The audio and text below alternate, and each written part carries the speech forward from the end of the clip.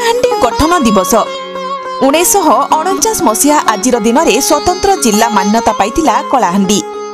आदिवासी अध्युषित यह अंचल दिने अनाहार मृत्यु सह अभाव और अनाटन अंचल भाव में परिचित थिला।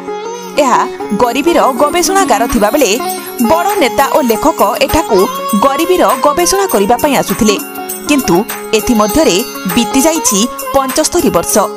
बदलिछि कलाहांडीर भौगोलिक चित्र। आज प्रतिष्ठा दिवस पालुथिबा बेले 76 वर्षरे पदार्पण करिछि कलाहांडी जिला। बदलाई देइछि निज परिचय।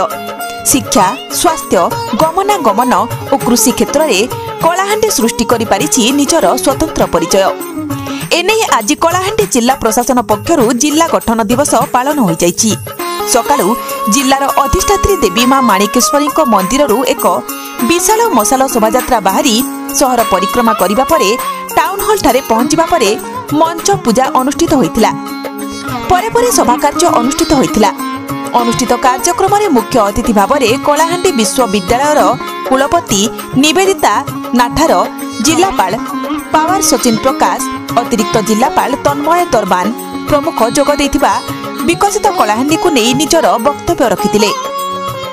एहा परे आरंभ होइतिला सांस्कृतिक कार्यक्रम।